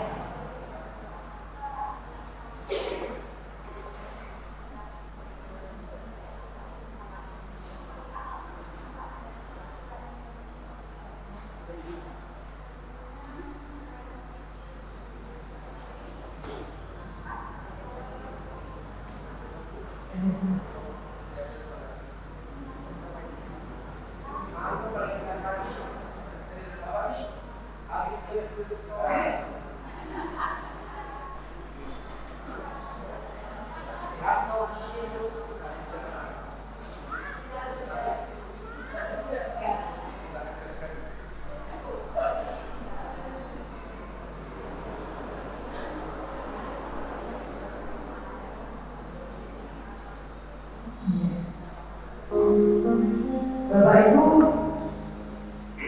video yang ditayangkan barusan dalam partai Komisi 3 Restitusi ya. Jadi ada anak yang pulang duluan Bapak Ibu. Kemudian ternyata ketahuan karena jadi panggil. Nah, biasanya mungkin kita ketika menegur anak, aku dari mana? Ini kamu kan mana? Bapak Ibu ya. Ini tidak dibenarkan Bapak Ibu. Menurut teorinya teori ideal dari posisi kontrol sebagai manajernya, kita harus terlebih dahulu menanyakan apa sih sebenarnya alasan dari anak itu, kenapa sih dia lupa ulang dulu? Karena itu akan lebih humanis, lebih manusiawi. Kita tidak bisa menjustifikasi orang Bapak Ibu. Setiap keputusan pasti ada alasan, gitu Bapak Ibu. Itu di kegiatan menstabilkan identitas. Jadi kita tanyakan kepada anak, kenapa kamu kok ulang dulu? Tadi jawabannya, iya Bu, kami itu berusaha sekolah gitu ya. Akhirnya kemudian sampai kepada kegiatan yang tahapan yang kedua, yaitu validasi kegiatan yang salah. Akhirnya membuka dengan Bapak Ibu ya. Kamu tahu apa yang sudah kamu lakukan itu salah ya? Apa saya lakukan yang belum salah? Apakah ini sudah waktunya pulang? Belum. Maksudnya anak itu seperti itu. Kemudian tahapan yang ketiga, yaitu tahapan Bapak Ibu menanyakan keyakinannya. Ya. Kira-kira kalau kamu pulang dulu, apa kerugian yang sudah dapatkan? Khususnya ada itu ketinggalan pelajaran ya. Terus bagaimana nantinya? Ya nanti dampaknya itu pasti akan berdampak apabila ketinggalan pelajaran, kemudian prestasi belajar saya. Ya. Di situ Bapak Ibu kemudian anak-anak itu akan diajak untuk kembali mungkin memunculkan motivasi intrinsik dari anak bahwasanya keyakinan kelas, keyakinan kelas kan di kelas kita sudah dimakan keyakinan baru keyakinannya apa? Ya disepakati ya bahwasanya anak itu yakin bahwa siswa itu ketika nanti proses belajar memang dari jam pertama sampai dari jam gitu. Dan anak meyakini ya bahwasanya dengan kegiatan belajar dari awal sampai dengan terakhir anak itu akan mendapatkan manfaat positif dan akan tinggal kegiatan belajar. Itu mungkin Bapak Ibu dilanjutkan dengan Pak Fahmi. Oh sudah ya. Bapak Ibu, oke. Langsung ini refleksi, nanti penutupnya dari Bu Ibi. Bapak Ibu, kami ingin bertanya Bapak Ibu, mungkin dari siapa yang sudah pernah mempraktekkan segitiga restitusi, mungkin dalam menangani permasalahan siswa atau dalam upaya untuk mendisiplinkan anak atau untuk membentuk budaya positif atau untuk membentuk disiplin positif kepada anak. Ada yang pernah mempraktekkan segitiga restitusi?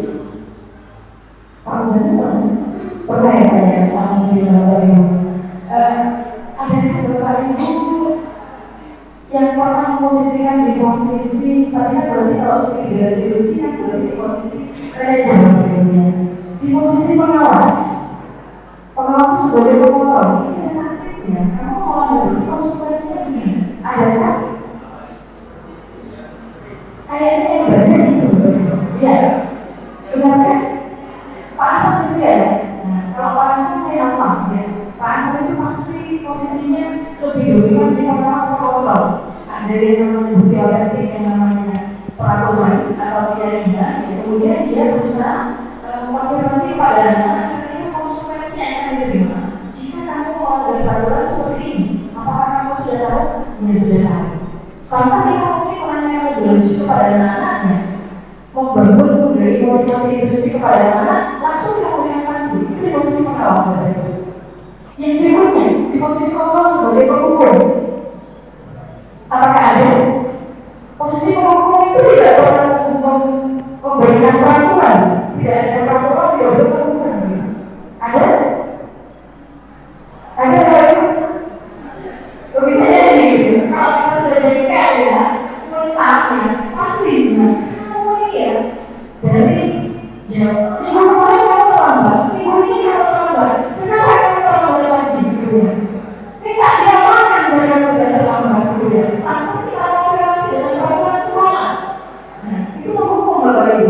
Tapi kalau anak mencoba disahkan dengan peraturan sekolah, kita tidak berdiri posisi hukum, tapi di posisi pengontrol gitu. Jadi anak berusaha diajak berdiskusi dan menyadari kesalahannya gitu. Jadi tidak serta-merta itu sifatnya itu satu arah gitu. Terus yang berikutnya sebagai teman, ada yang sebagai teman. Kalau langsung di lingkungan saya, ada yang mungkin dekat dengan anak, kemudian gampang untuk mengambil dia dulu. Coba mengambil dia dulu yang pasti kamu sudah dulu. Seperti itu ya. Yang untuk sebelum ya. Kenapa saya? Tapi setiap kali, satu kali saya salah Bapak Ibu. Kalau lagi, Bu, masuk ya. Ya boleh, Bu, boleh masuk ya. Bu, kayak kemarin itu, itu komposisinya itu sebagai teman Bapak Ibu. Terus membuat perasaan bersama. Kalau ini berusaha menjatuhkan anak Bapak Ibu. Maksudnya bagaimana?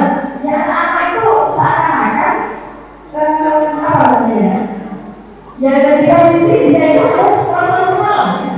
Kamu tidak kasihan nak, saya itu suruh dari sekolah datang ke sekolah untuk memberikan kurikulum ya. Kamu kok langsung lebih berbeda. Itu namanya membuat merasa bersalah Bapak Ibu. Nah dia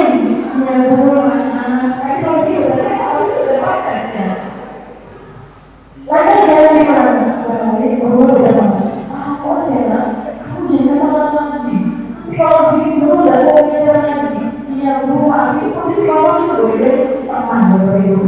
Jadi dari posisi kamu, jika dapat kita simpulkan, memang idealnya untuk membentuk atau membangun budaya positif di sekolah kita atau budaya positif yang kita ciptakan di anak kita.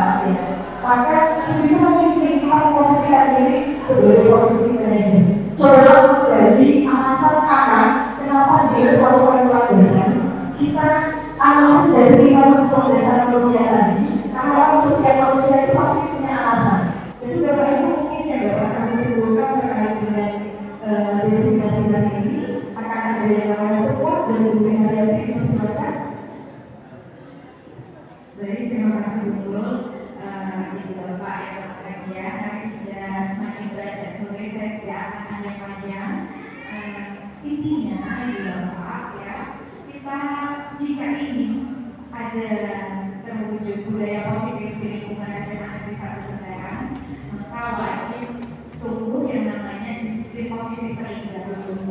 Agar apa? Agar terwujud murid yang berkarakter profil pelajar Pancasila sebagaimana tujuan pendidikan saat ini. Tidak hanya itu saja, tetapi juga terwujud murid yang menjadi pembelajar sepanjang hayat sampai akhirnya lulusan sekolah SMA Tengaran itu memiliki kompetensi seperti yang diharapkan. Ya, maka kita sebagai warga sekolah beserta pemangku kepentingan yang lainnya di bawah pimpinan Bapak Priyanto harus punya komitmen yang kuat, saling menghayati, saling memahami untuk bersama-sama mencoba belajar menerapkan disiplin positif kepada murid-murid kita, tentunya melalui ketauladanan dan juga sistem yang konsisten.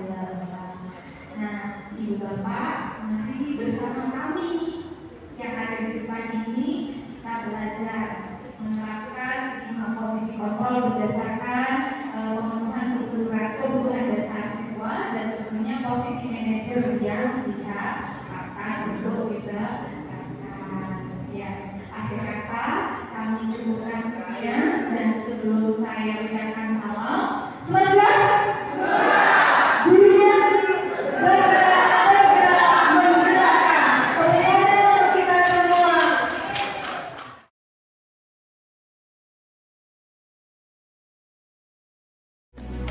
Kita belajar Pancasila, kita bernafas dalam sila-sila. Ya, baik ya. Kalian tentunya tahu kenapa kalian dituntut untuk tahu terhadap ini terkait dengan kegiatan pembelajaran biologi. Ya, dimana saat presentasi teman kalian di depan yang membahas masalah bioteknologi, kalian melakukan kegiatan lain. Ya, seharusnya bagaimana sih siswa itu di kelas pada saat ada temannya sedang presentasi? Kalau menurut Idul, seharusnya bagaimana, Zul? Dia menyimak, mendengarkan. Oke, dia menyimak, mendengarkan. Kalau menurut Diki? Melihat teman yang berpresentasi sambil lihat yang apa yang dia dipresentasikan tuh materinya apa gitu. Oh, berarti melihat presentasi temanmu, kemudian melihat materinya, dan sambil buka buku ya, seharusnya ya. Seperti itu. Agar apa kok kalian perlu menyimak, perlu menghubungkan dengan buku kalian juga, agar bagaimana? Agar maksimal. Tapi tadi kalian, apa yang kalian lakukan tadi? Main HP. Main HP? Ya. Dan yang kalian mainkan di HP itu apa? Game. Gamenya game apa? Game bola ya? Kalian suka bola? Iya. Suka main sepak bola juga kan ya? Hah? Oh, suka game aja. Senang ketika main game? Senang ya? Menghilangkan stres. Oh, menghilangkan stres. Iya. Ya nggak masalah kalau orang untuk menghilangkan stres itu melakukan kesukaannya. Bowie saja kalau nonton film Korea ya, itu juga suka ya.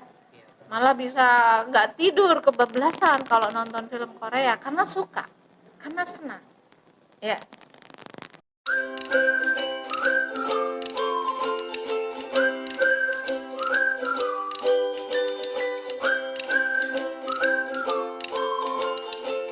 Assalamualaikum. Waalaikumsalam. Sini Gil. Duduk sini. Permisi ya, Pak. Iya. Maaf ya nak, kamu saya panggil ke sini. Saya ingin berbicara empat mata sama kamu. Iya. Iya, Pak. Mungkin kamu sudah tahu alasan Pak Masudin manggil kamu. Iya. Saya lihat beberapa tugas tidak kamu kerjakan. Ya, kamu tahu berapa tugas yang tidak kamu kerjakan? Tidak tahu, Pak. Kalau saya lihat ini ada 4 kali tugas yang diberikan mulai dari 1.4 sampai 1.5 ini. Kemudian ada lagi tugas Pak Masudi menghafal ini tidak kamu ikuti. Nah, ya. Iya, Pak. Pak Masudi ingin tahu alasan kamu kenapa kok banyak tugas yang Pak Masudi berikan tidak kamu kerjakan. Mohon maaf ya, Pak. Ini memang salah saya sendiri, Pak. Saya selalu menginginkan soal tugas itu, Pak. Terus sibuk masalah ekstra itu saya, Pak. Ekstrakurikuler kamu? Iya, Pak. Ada beberapa ekstra yang kamu ikuti, Kil, kok sampai kamu tidak mengerjakan tugas ini? Ada 3, Pak. Apa saja ekstra yang kamu ikuti, kok sampai kamu ikut 3 seperti itu? Ya, pertama drum band, Pak. Terus yang kedua basket, yang ketiga band, Pak. Bagaimana kamu bisa ngatur waktu sebanyak itu? Pantesan kamu tidak bisa mengerjakan tugas dari selain Pak Masudi itu, selain pelajaran PAI, mungkin saya yakin tugas-tugas yang lain banyak yang tidak kamu kerjakan. Ya. Iya. Kira-kira menurut kamu apa yang akan terjadi jika kamu tidak mengumpulkan tugas, Gil? Ya, tidak akan dapat nilai, Pak. Terus tidak naik kelas lagi, Pak. Betul.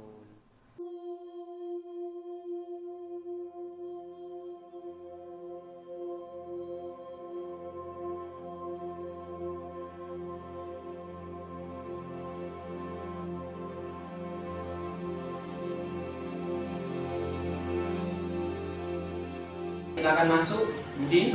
Misi, Pak. Ya. Assalamualaikum warahmatullahi wabarakatuh. Budi, apakah Budi tahu alasan Budi dipanggil ke sini? Enggak, Pak. Belum tahu saya, Pak. Oh, oke. Bapak akan menjelaskan terlebih dahulu ya. Budi, Bapak panggil ke ruangan ini karena Budi sudah terlambat 3 kali. Sehingga Budi wajib untuk Bapak panggil. Apakah Budi tahu tentang tata tertib sekolah kita? Sedikit tahu sih, Pak. Seharusnya kalau sekolah kita masuk ke sekolah itu jam berapa, Budi? Kalau yang saya tahu itu, Pak, maksimal jam 7, Pak. Kemudian tadi pagi Budi sampai ke sekolah jam berapa? Saya tadi jam 7:30 lewat, Pak. Berarti terlambat ya? Iya. Ya, dah. Kemudian jika terlambat, Budi juga tahu kan bahwasannya di sekolah kita ini ada sanksi yang akan yang harus diterima ketika melanggar tata tertib tersebut. Budi tahu akan sanksi tersebut? Tahu, Pak. Ya, seperti itu. Ya sudah, tidak apa-apa. Hal itu juga Bapak pernah ngalami kok. Tapi tolong ke depannya Budi bisa lebih baik lagi.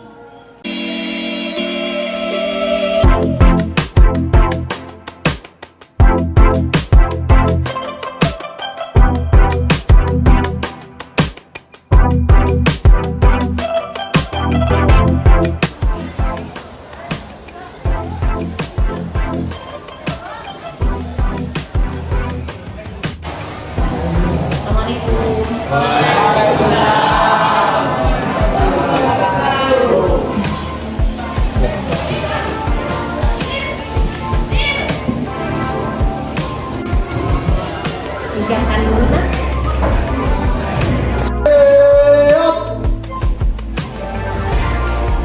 Sebelum memulai pelajaran pada pagi hari ini, marilah kita berdoa menurut agama dan kepercayaan masing-masing. Berdoa dimulai.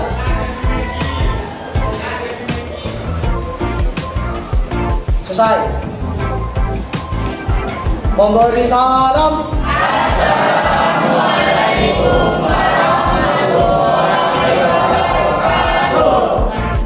warahmatullahi wabarakatuh. Waalaikumsalam warahmatullahi wabarakatuh. Anak-anak, saatnya hari ini literasi dulu seperti biasa.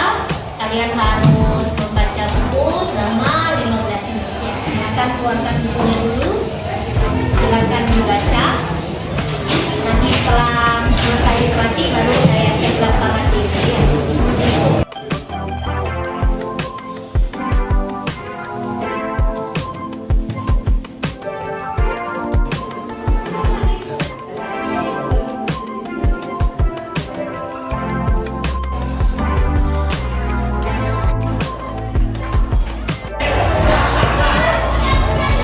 Assalamualaikum.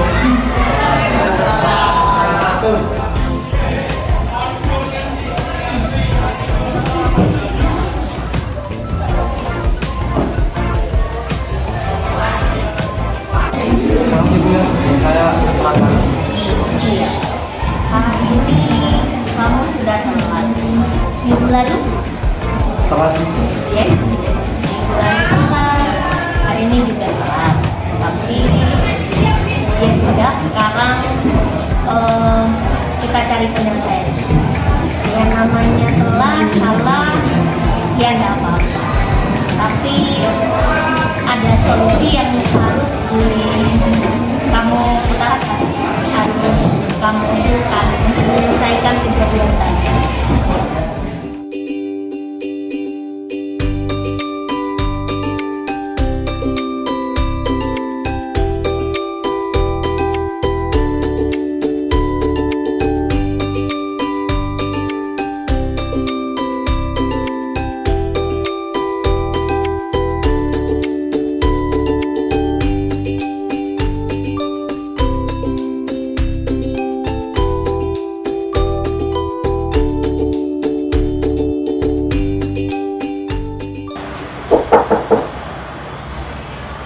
Assalamualaikum. Waalaikumsalam. Silakan masuk.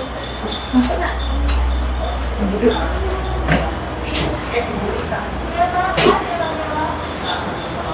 Ini Fana. Iya Bu. Fana hari ini bangun jam berapa? Bangun jam 7 Bu. Bangun jam 7? Iya Bu. Berangkat ke sekolah jam berapa? Berangkat ke sekolah jam 7:10 Bu. 7:10. Sudah tahu ya maksudnya jam berapa ya? Iya Bu. Maksudnya jam berapa? Jam 7. Jam 7. Ya. Baik. Apakah Ivana tahu kenapa Bu Nurul panggil ke sini? Tidak tahu. Oh, tidak tahu. Ya. Begini nak ya. Kenapa Ivana dipanggil? Ya, karena tadi kebetulan Bu Nurul bertugas sebagai guru piket dan saya melihat Ivana berjalan ya, di lorong depan sana dan tanpa konfirmasi kepada guru piket ya. Ivana saya lihat tiba-tiba masuk kelas gitu ya. Dan kebetulan di jam pertama gurunya tidak ada di kelas gitu. Karena saya panggil gitu ya. Kira-kira apa yang menyebabkan Ivana terlambat? Saya ada kerja tambahan kalau malam. Saya kerja jadi freelance Bu, itu kayak joki karya tulis Bu. Jadi saya tidurnya bisa jam 2 atau jam 3 Bu.